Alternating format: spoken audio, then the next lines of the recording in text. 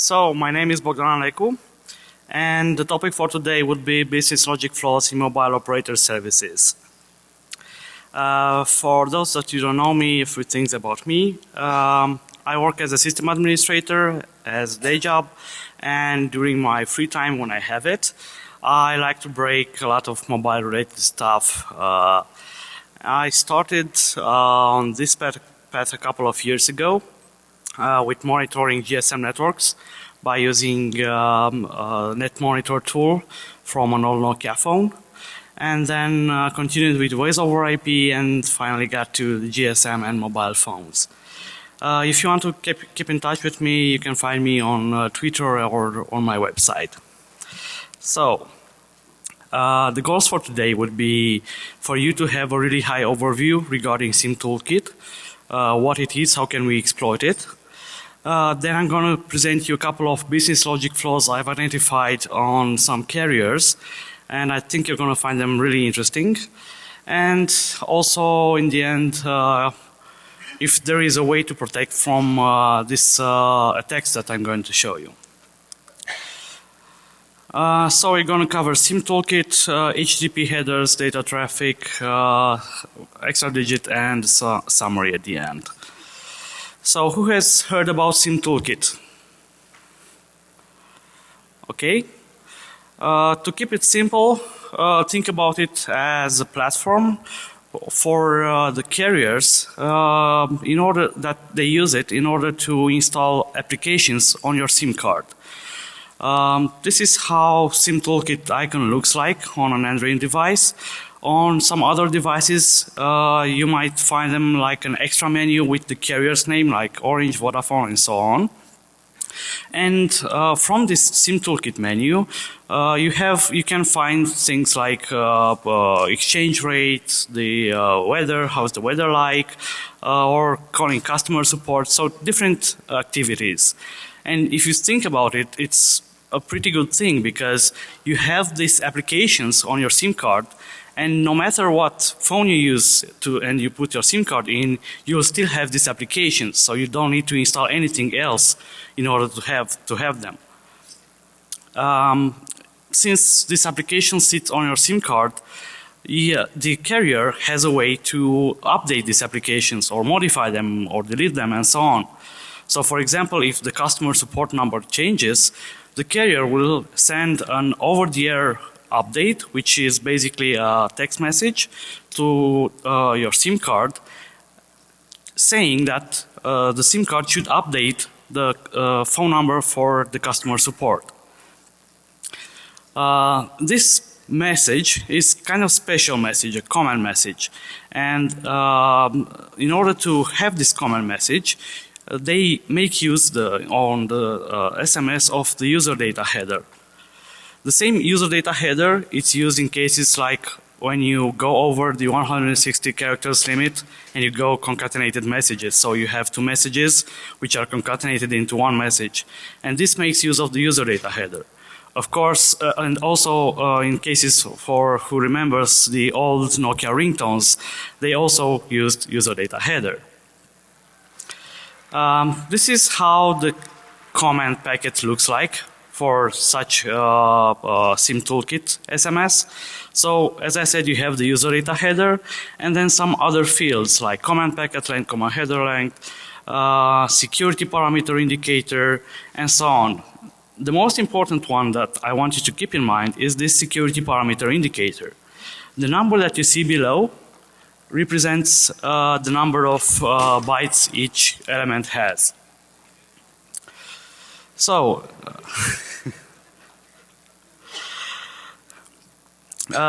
all these specifications can be found on GSM specs.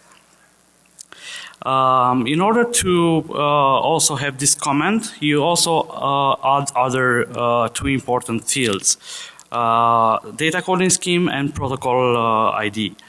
By setting the protocol ID to 7F, it means that you do a SIM data download, and data coding scheme to F6 means that this type of text message is directly addressed to your SIM card. So according to the GSM specification, what will happen when you receive such a command message, the phone will transparently pass this SIM message, this command message, to your SIM card and will not alert you in any other way. So basically when your carrier sends this command message saying, okay, I want to update the number for the customer support, you will have no idea that you have just got a text message. As I told you, keep in mind security parameter indicator. So you're sending this comment, but you need some kind of acknowledgement to know that this command message has been received. And this is called proof of receipt, which can be set in the first two bits. If you set it, for example, to 01, it means that you always want to get a proof of receipt. So no matter if there was an error or there wasn't any error, you will always get a proof of receipt. And how you get it, you set it in the bit number 6. And there are two ways of getting this proof of receipt back. By SMS submit, which means by a regular text message, which is sent by our SIM card, or by SMS delivery report, which is like a delivery report when you send a text message and you want to know if the target person has received your text message. So again, we have this structure and we need to fill in the elements. The user data header, the protocol ID, the data coding scheme I have presented you, and then the others. And as you would imagine, in order to make this update of the customer support number, you need to have some proper security keys. But if you look at this example, you will see that ciphering keys that are KIC are set to 0, because I do not care about ciphering keys at all. Why? Because of the security parameter indicator. If we drill down to this security parameter indicator, you'll see the first two bits are set to 01, meaning that I want to get a proof of receipt, always get a proof of receipt, and I want it to get by a text message. So basically if I'm going to send this text command message to you, what will happen, it will get to your phone, the phone will pass it to the SIM card will try to execute it, it will see that I don't have any proper security keys, but in return it will send me back a text message without you controlling it, without you even knowing it. And in order to make sure that how the things are here is a screenshot of a Wireshark capture, and as you see the command is to send short message, and it has been initiated by the card application toolkit. So it wasn't a human initiated action. So SIM card automatically replies to the sending number. There is nothing in your inbox, nothing in your outbox. Basically you will have no idea that your SIM card has just sent a text message back to me. Only if you look at the on your bill, on your detailed call records, you will see that sometimes your SIM card has just sent a text message to someone. So let's see it in action.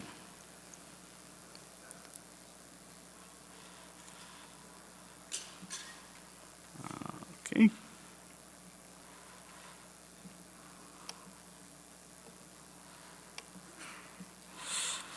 So here I have the destination number. I have the user data header, the binary data, the fields that I filled in, the protocol ID and the data coding scheme. And I have the target phone. On this phone, this is a prepaid phone, and its balance is 0, so I have no credit on it. So it will try to send a text message, but since it has no balance, I will get a text message from the carrier saying, hey, you don't have any credit, you need to refill. So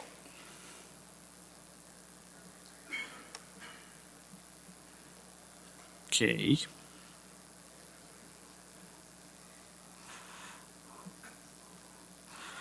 Now once I submit this,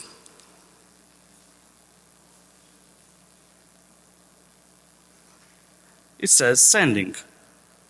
And there is no way to stop this, I can push any button.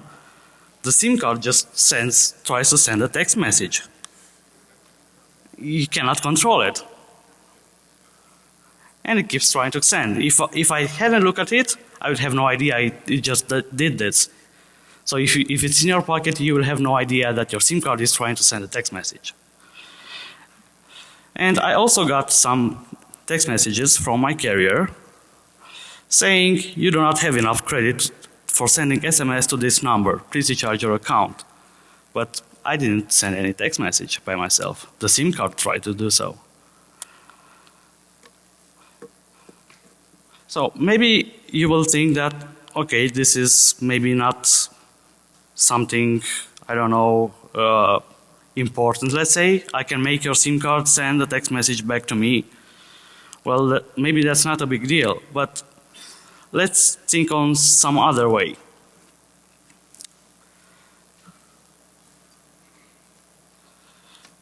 Okay.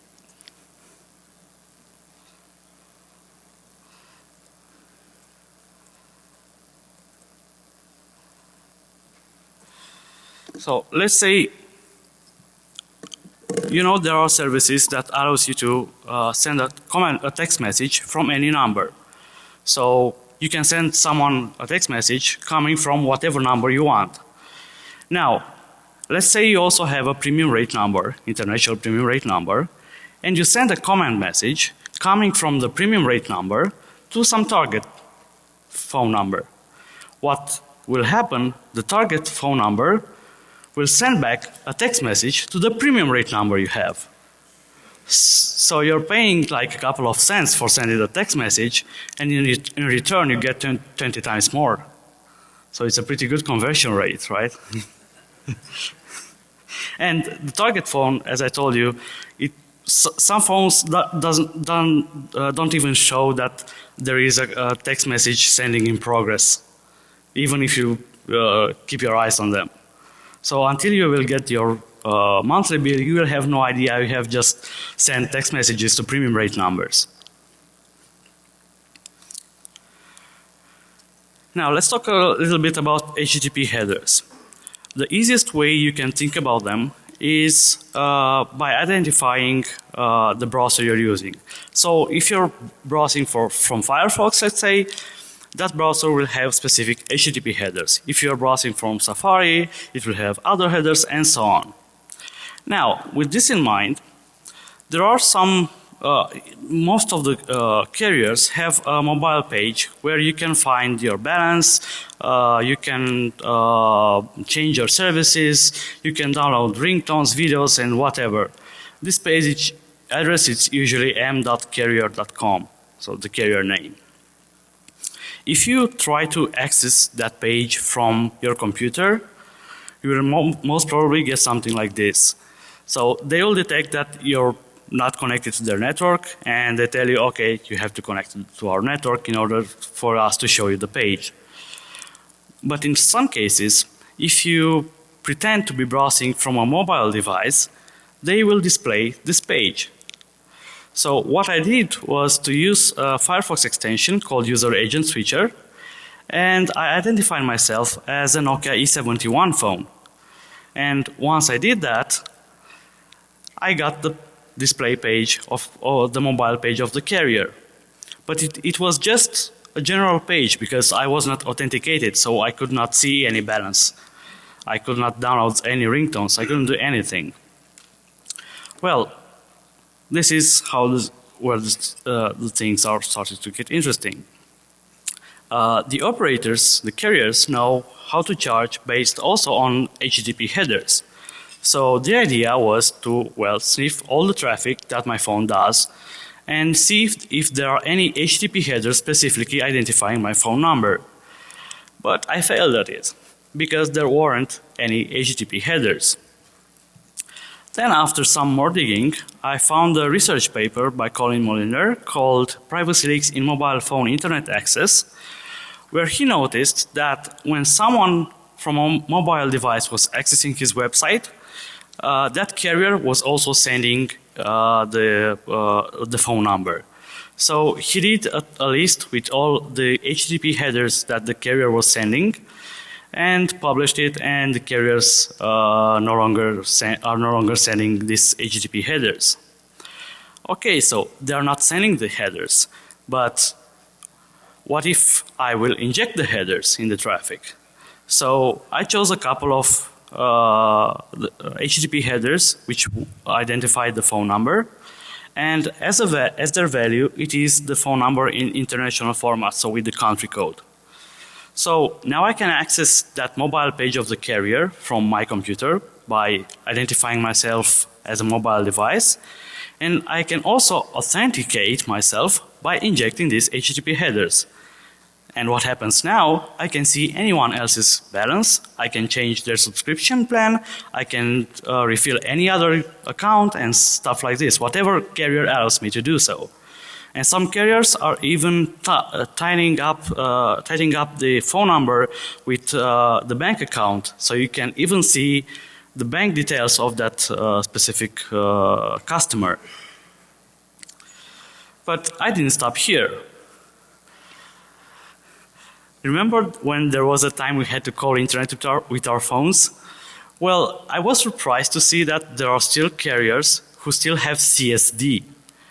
So think about it just like a dial-up connection from your phone, right? So the carrier has a dial-in number, you set up a dial-up connection from your phone to that number, and you're browsing the internet with 9.6 kilobits per second, which is around 1 kilobyte per second. Pretty good speed, right? Well, but since it's just a phone call, it also has the vulnerabilities of a phone call, which are caller ID spoofing. Now, guess what was my reaction when I first set up a dial-up connection to a voice over IP provider, which was spoofing my caller ID and then forwarding the call back to the dial-in number, and I was authenticated.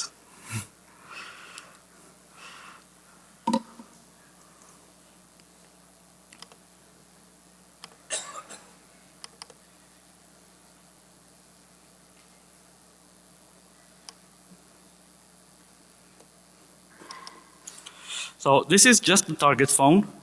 It's the screen of the target phone. And also I have connected a mobile phone via Bluetooth because I want to have a GSM modem attached to my computer. So first I'm calling myself on my own number, with my own number. So this is what it means, own number. So this works. Then I'm making up the dial-up connection. As you see, I'm using a pretty old Nokia phone, and I'm connected to the carrier's network. What is the goal of this? Is, well, if I do the caller ID spoofing, will I be authenticated like any other user and incur charges to that target account? So once I'm registering to the network, I'm going to check for my balance in order to see the initial balance and the after attack balance. So the current balance is 6.05 euros. Next, I'm going to choose something to download, and I'm choosing some image.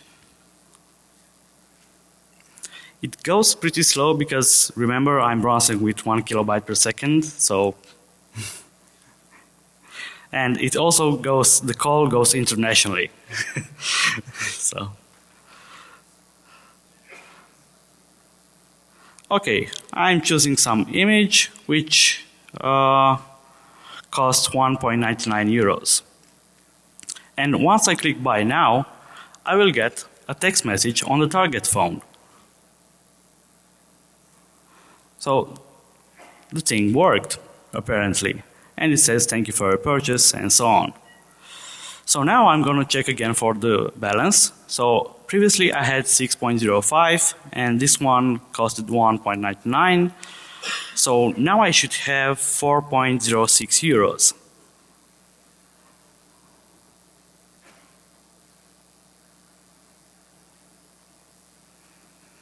Okay.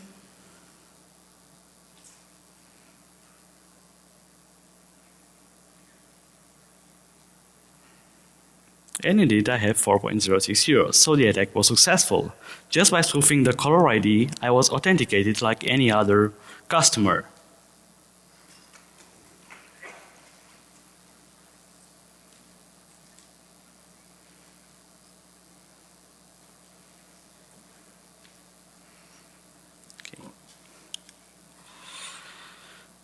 Let's talk a little bit about data traffic.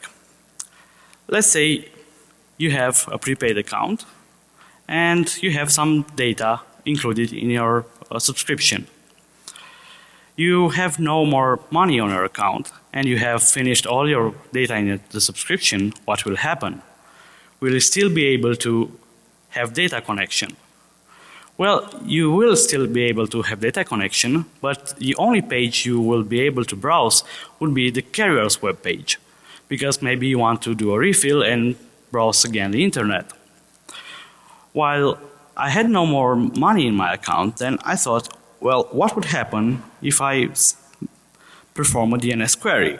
So I tried to find the IP address of google.com, and I got a reply from the DNS that my carrier was using.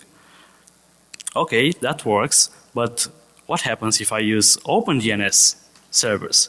And I also got a reply from OpenDNS servers, although I could not browse any web page, but the DNS replies worked.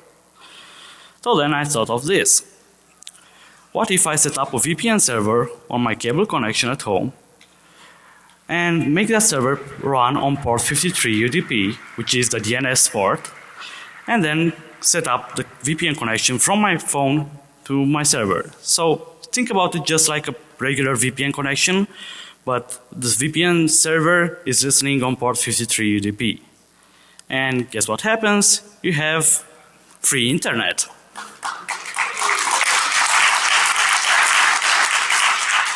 And even though I had a speed limit, now with this method the speed limit is gone. But I didn't stop here. Since I'm living near the border at home, I thought, okay, what happens if I force my phone to connect to a network across the border and try the same? And it also works in roaming. So right now, instead of paying $12 per megabyte, I'll let you guess how much I'm paying.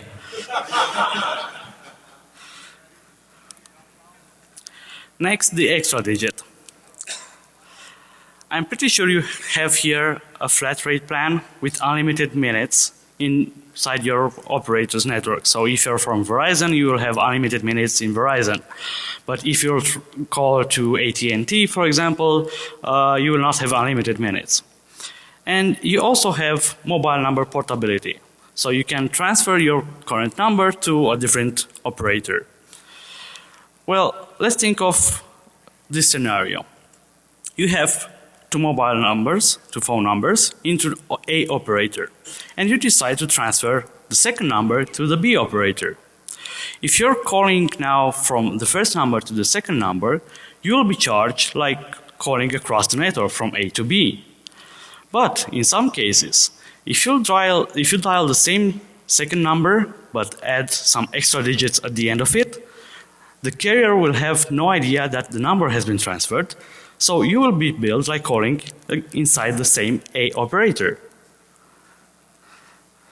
And also, it also works the other way around. So if you have two different numbers into different networks and you decide to transfer the second number to the A network, if you're gonna call with the extra digit, you will pay more because it will not know it's in the same network as yours.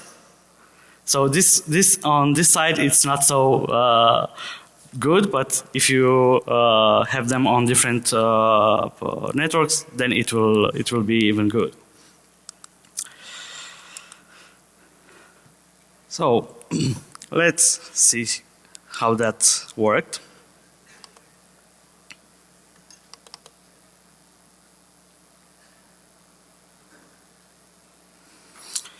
So here I have 2077 minutes inside my home network and 58 minutes national minutes and international minutes. So what I'm going to do, I'm going to call a regular 10-digit number which has been transferred in the same network as mine. So it's the second case scenario where I am paying more than I should.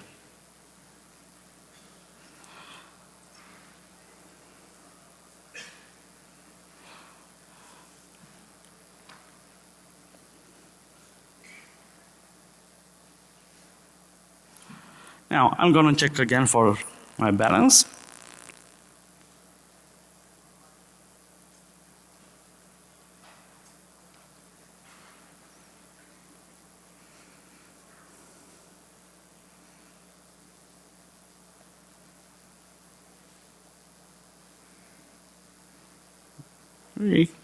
And now I have 2076 minutes. So 1 minute has gone from the national minute plan. Now I'm going to dial the same number again, but add 2 extra digits at the end of it.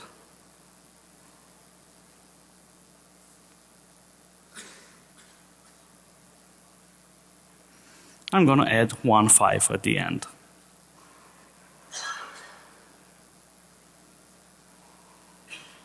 Okay, I'm going to hang up, check again for the balance.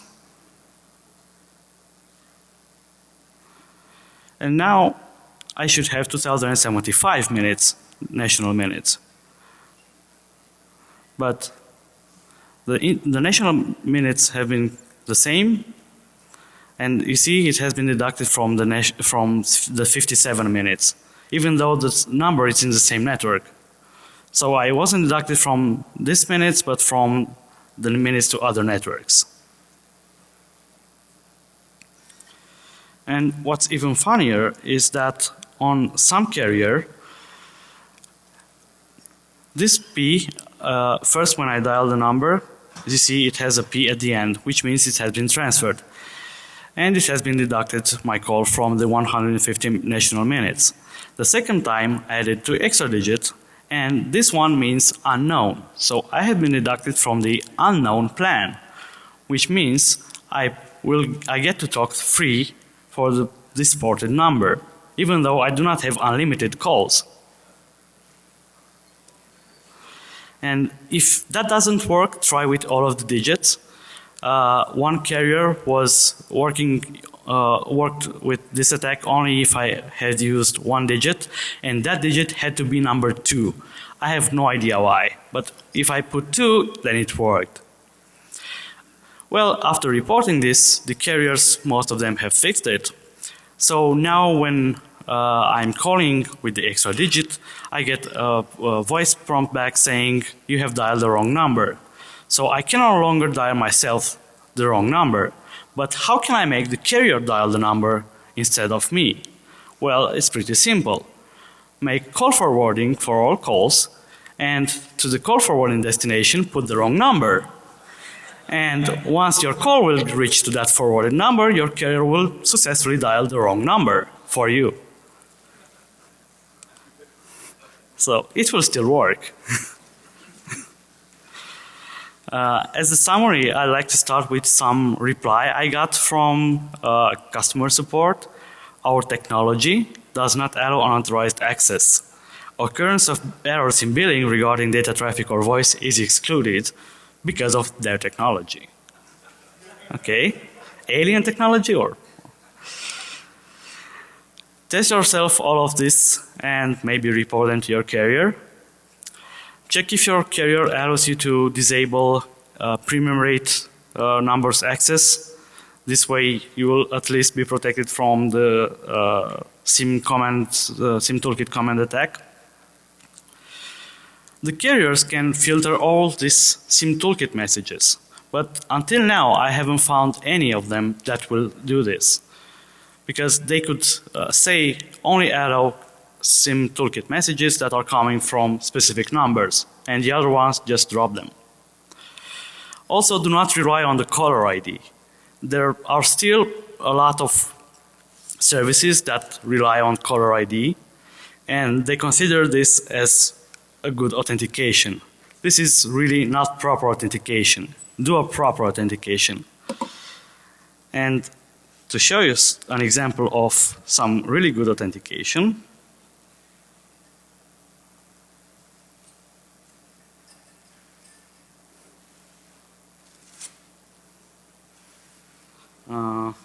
I don't know why sound is not working.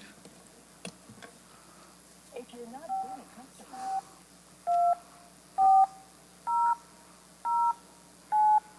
Okay. I don't know if you're gonna hear it.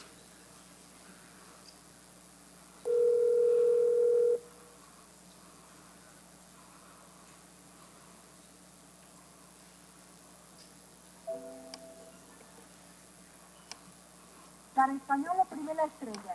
Starting with the area code, please enter the number you're calling about. If you're not been a customer,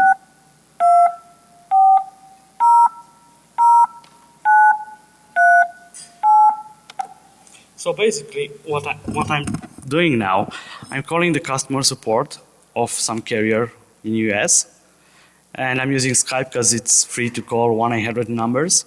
And if you're calling the customer support from a different network, it will ask you to authenticate by entering your number, right?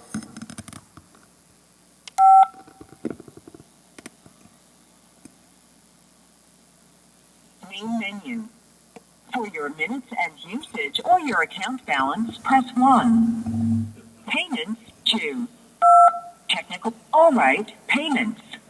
Please enter your billing account password. Oh, so it has some kind of protection. It has the password I need to enter. Well, what do I have to lose? Let's enter some passwords, random passwords.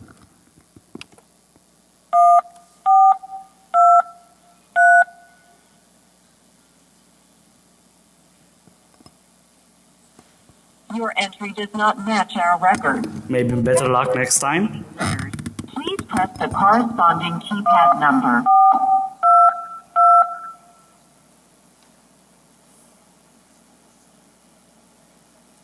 Your entry does not match our record. Maybe For third time? passwords containing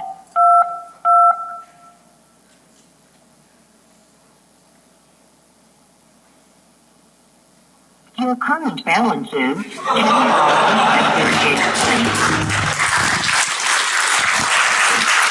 So, I don't know if we implemented this, but I love this guy because usually on the third failure attempt you get kicked out, but in this case on the third failure attempt they let you in. How cool is that? If I knew that previously, I would have tried it on so many way systems. Really. Just enter 3 wrong passwords and you are in. Okay.